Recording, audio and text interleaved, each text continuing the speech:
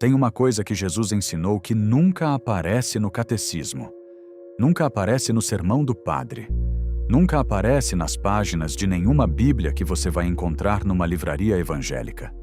Ele ensinou como reconhecer quem não é de verdade. Não estou falando de julgamento moral. Não estou falando de pecado. Estou falando de uma habilidade concreta de leitura. Uma percepção que os gnósticos chamavam de discernimento dos espíritos, que permitia identificar, antes que qualquer dano fosse feito, se a pessoa à sua frente estava operando a partir da centelha do espírito ou a partir de outro lugar. Um lugar que os primeiros cristãos tinham um nome muito específico para chamar. E esse ensinamento foi removido, deliberadamente, com cuidado cirúrgico, porque quem aprende isso se torna muito mais difícil de controlar. O que você vai entender hoje muda a forma como você entra numa sala, como você avalia uma proposta, como você decide em quem confiar. E mais do que isso, vai te mostrar por que você provavelmente já sentiu isso antes, mas nunca teve linguagem para nomear o que estava percebendo. Fica aqui, porque o que vem a seguir é exatamente o tipo de coisa que eles não queriam que chegasse até você. Pensa comigo. Você cresceu ouvindo que não deve julgar. Não julgues para não seres julgado.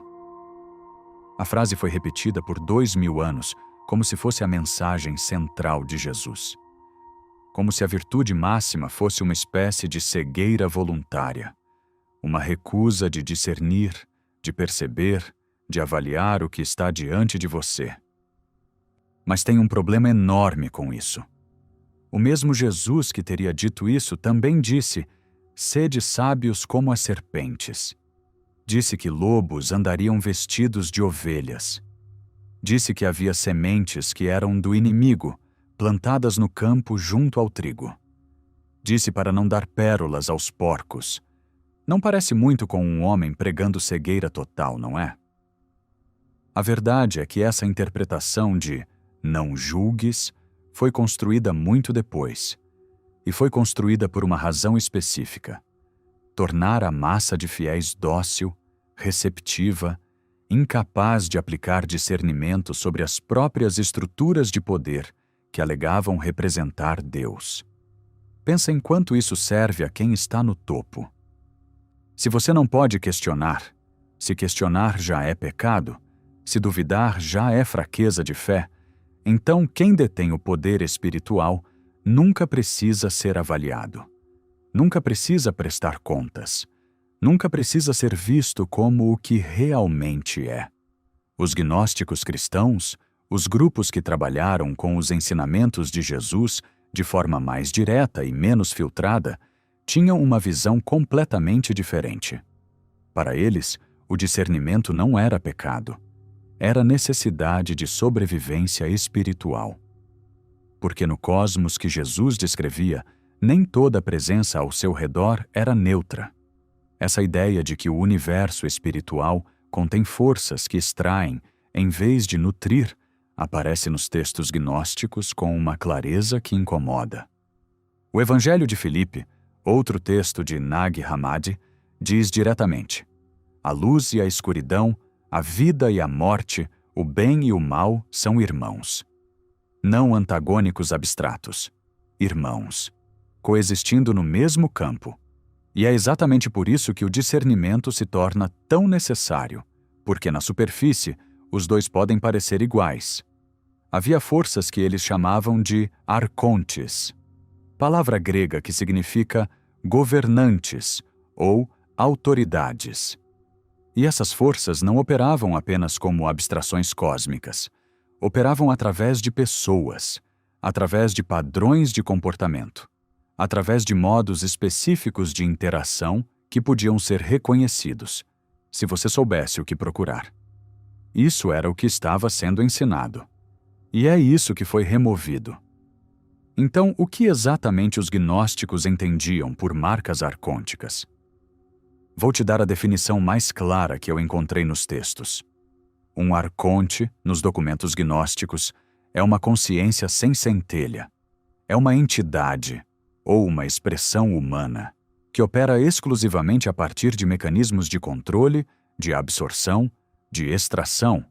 Não cria, não gera, não transmite calor real.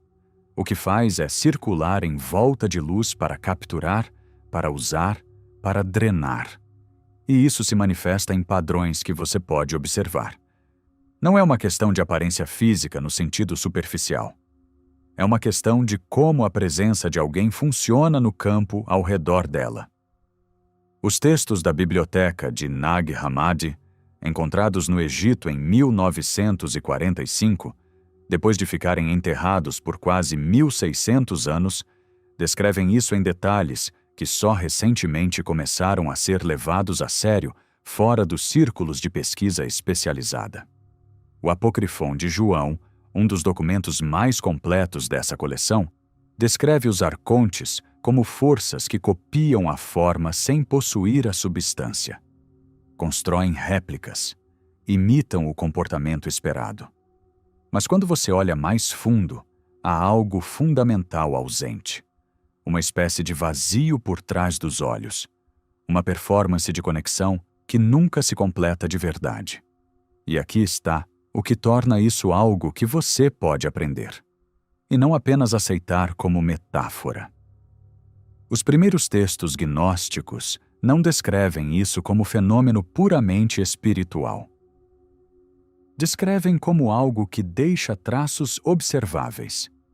Traços que Jesus, segundo esses documentos, ensinava seus discípulos a reconhecer como parte do treinamento espiritual básico. A Mentes Despertas está te mostrando isso hoje porque esse ensinamento foi sistematicamente removido de qualquer versão do cristianismo que chegou até você. E entender por quê revela muito sobre quem se beneficiou do apagamento. Agora deixa eu te dar as provas. Não de uma fonte, de várias, porque isso precisa de construção. O primeiro lugar onde você encontra isso com clareza é na própria fala de Jesus nos textos gnósticos. No Evangelho de Tomé, que é anterior a pelo menos 3 dos evangelhos canônicos, segundo o que os pesquisadores dataram, aparece um ensinamento que não tem paralelo na Bíblia que você conhece. O dito 70 diz: se você trouxer o que está dentro de você para fora, o que você trouxer para fora vai te salvar. Se você não tiver isso dentro de você, o que você não tiver dentro de você vai te matar. Esse ensinamento pressupõe algo muito específico, que há seres ou estados que não têm isso dentro de você, que há entidades que operam sem a faísca interior que Jesus chamava de luz, e que você, como portador dessa luz, precisa distinguir entre quem tem e quem não tem. Não como julgamento moral, mas como necessidade de sobrevivência espiritual. Agora pensa no Evangelho de João, que ficou no cânone, mas que carrega marcas claras de edição. Há um trecho onde Jesus diz, sem rodeios, que alguns ao redor dele não acreditavam, porque não eram de suas ovelhas. Não disse que não acreditavam ainda. Disse que não eram de suas ovelhas. Essa distinção é enorme.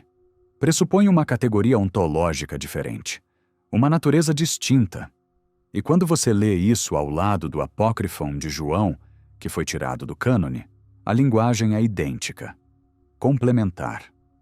Como se os dois textos estivessem descrevendo a mesma coisa, um com a porta entreaberta, o outro com ela escancarada. Mas tem mais. A pesquisadora Elaine Pagels, da Universidade de Princeton, passou décadas estudando os textos gnósticos. No seu trabalho sobre o Evangelho de João, em contraste com os textos de Nag Hammadi, ela documenta algo fascinante. A linguagem de filhos da luz versus filhos das trevas, que Jesus usa nos evangelhos canônicos, era para as comunidades gnósticas uma instrução literal de percepção. Não era poesia, era taxonomia, uma forma de categorizar presenças com base na sua origem espiritual. Isso muda completamente a leitura. Não é metáfora, é sistema de discernimento. E há um detalhe que a maioria das pessoas desconhece. O Diálogo do Salvador, outro texto de Nag Hammadi, contém uma sequência onde os discípulos perguntam diretamente sobre como reconhecer quem está com eles e quem não está. A resposta preservada nesse texto não fala de comportamento moral no sentido convencional. Fala de presença e ausência da luz nos olhos, como indicadores observáveis. A palavra grega usada, que os tradutores frequentemente neutralizam, é mais próxima de vazio de espírito do que de qualquer categoria ética tradicional. Isso não é coincidência. Isso é treinamento perceptivo. E tem uma quarta camada que quase ninguém conecta com isso. O HeartMath Institute, instituto de pesquisa baseado na Califórnia que estuda a inteligência cardíaca há mais de 30 anos, documentou algo que os gnósticos descreviam há 2 milênios em termos inteiramente diferentes. O campo eletromagnético do coração humano se estende entre 60 e 100 centímetros além do corpo físico. Mais do que isso, esse campo é detectável por outros seres humanos. Existe transmissão de informação coração a coração que acontece antes de qualquer troca verbal, antes de qualquer julgamento consciente. Nos experimentos do HeartMath, quando 2 pessoas ficam a menos de 1,5 metro de distância, os ritmos cardíacos começam a se influenciar mutuamente. O coração de uma pessoa literalmente lê e responde ao campo da outra. Não é metáfora. É eletrofisiologia documentada, publicada em revistas científicas revisadas por pares. Agora junta isso com o que o relatório Gateway, o documento classificado da CIA, que foi desclassificado em 2003, descreve sobre campos de energia humana. O relatório, escrito para uso interno da agência, descreve o ser humano como uma estrutura de energia que interage continuamente com o campo de energia ao redor dela. Isso não é linguagem espiritual. É linguagem de agência de inteligência descrevendo fenômeno físico mensurável. O que os primeiros cristãos descreviam como discernimento dos espíritos tem um mecanismo fisiológico real. Você literalmente sente algo antes de processar intelectualmente. E os textos gnósticos diziam que essa percepção pré-consciente podia ser treinada, apurada, tornada confiável. E isso foi apagado. E você vai entender por que agora. Em 325 depois de Cristo, o imperador Constantino convocou o Concílio de Nicéia. A história que você conhece fala sobre a definição da Santíssima Trindade, sobre debates teológicos, sobre unificação da doutrina. O que raramente aparece na versão popular é o processo de eliminação que aconteceu em paralelo. Documentos históricos mostram que mais de 280 bispos participaram do concílio. O que poucos sabem é que os critérios para definir o que seria canônico e o que seria heresia nunca foram puramente teológicos. Foram políticos. Quem financiava? Quem controlava as rotas comerciais da região?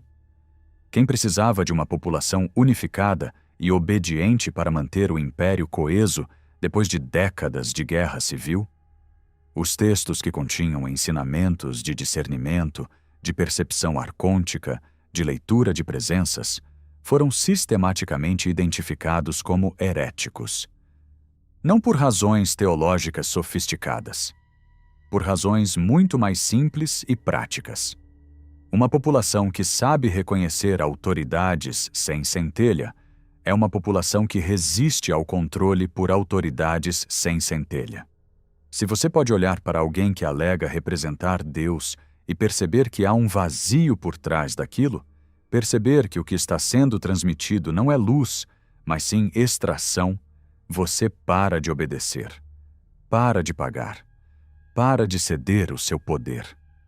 Isso era inaceitável para uma estrutura que estava, naquele momento, se transformando de movimento espiritual em aparelho de poder político. A Igreja do século IV faturava em termos de terras, de isenções fiscais, de influência sobre heranças e decisões judiciais. Tinha interesse econômico direto em uma população que não soubesse discernir liderança real de liderança performática. O imperador Teodósio, em 391 d.C., deu o passo seguinte. Os templos pagãos foram fechados, e a posse de qualquer texto não canônico tornou-se crime punível. Bibliotecas foram destruídas. Comunidades inteiras que praticavam formas de discernimento espiritual foram perseguidas como feiticeiras, como demoníacas, como agentes do mal. Calcula o que foi perdido, não apenas em termos de textos, em termos de tradição oral, em termos de práticas que eram passadas de mestre para discípulo fora de qualquer suporte escrito. E o que ficou, o que sobreviveu canonizado, foi editado para garantir uma coisa específica: que o fiel não tivesse ferramentas de discernimento sobre as próprias estruturas que alegavam representar a verdade. Você nunca foi ensinado isso porque quem detinha o poder espiritual nos últimos 1700 anos não poderia sobreviver se você soubesse. Mas os textos de Nag Hammadi escaparam. Enterrados antes das perseguições, sobreviveram. E agora estão em suas mãos, se você souber o que procurar neles. Agora a parte prática. Porque entender a história é uma coisa, ter ferramentas concretas é outra. O primeiro exercício que os textos gnósticos descrevem, e que Jesus claramente ensinava, baseado nos relatos que sobreviveram, é o que vou chamar de pausa do campo. Antes de qualquer interação significativa com uma pessoa nova, ou antes de tomar uma decisão sobre alguém que já está na sua vida, você para. Não nos pensamentos, no centro do peito. Coloca a atenção no espaço físico entre o seu externo e a coluna, e você simplesmente nota o que sente ali quando traz a pessoa para a sua atenção, sem analisar, sem justificar, sem sobrepor o que você gostaria de sentir. O HeartMath documenta que o coração processa informação social antes do cérebro. A sensação que você tem ali, antes de qualquer narrativa mental, é dados reais. A maioria de nós foi treinada a ignorar exatamente isso, a priorizar o pensamento sobre a percepção, a dar desculpas para o que o campo cardíaco já registrou. Pare de fazer isso. O segundo exercício é o que os gnósticos chamavam de leitura da luz nos olhos. E antes que você ache que isso é coisa de lunático, pensa no que você já fez intuitivamente. Você já olhou para alguém e sentiu que havia algo vivo ali, uma presença real, uma profundidade.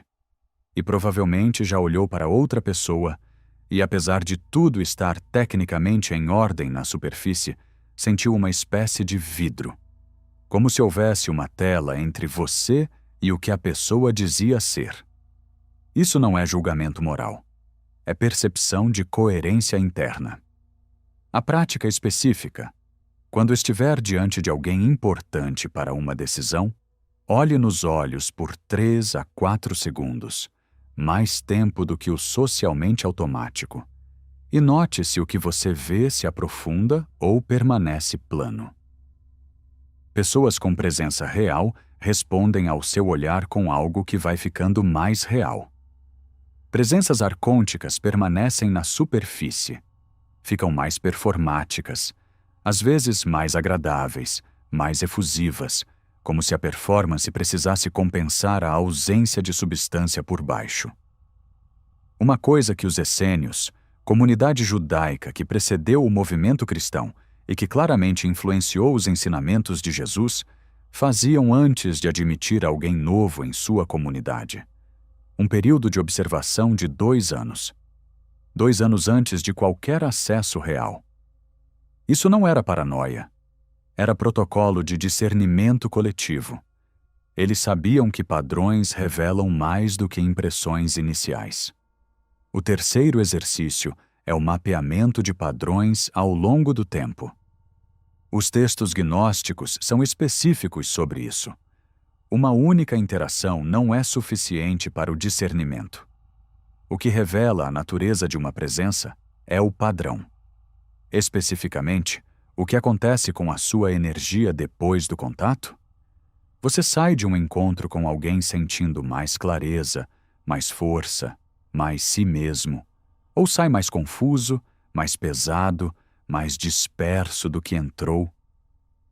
Isso não é sobre se a conversa foi agradável. Conversas difíceis com pessoas reais podem ser cansativas e, ainda assim, nutrirem. O que os arcontes produzem é diferente. É uma espécie de drenagem que deixa uma névoa, uma sensação de que algo foi levado e nada real foi dado em troca. Comece a registrar isso, não para julgar as pessoas com quem convive, para informar as suas decisões sobre quem fica perto, quem recebe acesso, quem você consulta em momentos críticos. Um alerta importante. Esse discernimento pode ser distorcido pelo medo. Se você usa isso para se isolar, para justificar rejeição de todo contato humano difícil, para se convencer de que todos ao redor são arcontes, você desviou do propósito. O objetivo não é criar um bunker. É criar clareza sobre onde sua energia e seu tempo produzem vida real e onde produzem apenas extração. Em 3 a 4 semanas de prática consistente, a maioria das pessoas começa a perceber uma coisa surpreendente. A percepção que sempre tiveram e que aprenderam a silenciar começa a falar mais alto. Não como voz, como certeza. Você chegou até o final desse vídeo? Isso já diz algo. Pensa no caminho que percorremos. Você viu que o ensinamento de Jesus sobre discernimento de espíritos era real, concreto, e foi deliberadamente removido dos textos que chegaram até você. Você viu que os textos gnósticos de Nag Hammadi preservaram partes desse ensinamento que sobreviveram 1.600 anos enterrados no deserto do Egito. Você viu que a pesquisa do HeartMath e até o relatório Gateway da CIA confirmaram em linguagem científica o mecanismo pelo qual esse discernimento opera. E você viu 3 exercícios práticos que você pode aplicar hoje, sem nenhum sistema de crenças específico, sem adesão a nenhuma tradição, para começar a desenvolver essa percepção. Isso não te torna paranoico, te torna mais difícil de ser usado. As pessoas que chegam a esse entendimento entram em outra categoria. Deixam de ser receptoras passivas de qualquer presença que se apresenta com autoridade. Passam a ser observadoras ativas. E observadores ativos são exatamente o tipo de pessoa que os sistemas de controle, espirituais, políticos, pessoais, trabalham mais para manter distraídos. Tem muito mais sobre isso. Os textos gnósticos descrevem 7 arcontes distintos, cada um com um padrão de operação específico, cada um com uma marca diferente. Nos próximos vídeos, vamos entrar em cada um deles e em como esses padrões se manifestam em contextos modernos que você provavelmente reconhece do cotidiano. No trabalho, na família, nas estruturas religiosas que você frequentou ou frequenta. Em lugares que você nunca associaria a essa linguagem, mas que, quando você vê, não consegue mais não ver. Se você quer ser avisado quando esse conteúdo sair, se inscreve no canal agora. Não porque eu quero o número, porque você claramente é o tipo de pessoa que deveria ter acesso a isso antes que chegue ao algoritmo geral. E comenta aqui embaixo a palavra arconte. É simples assim. Esse comentário me diz que você chegou até o final com atenção e que esse tipo de conteúdo precisa continuar sendo feito. O discernimento não é desobediência. É o que Jesus estava ensinando o tempo todo. E alguém não queria que você soubesse.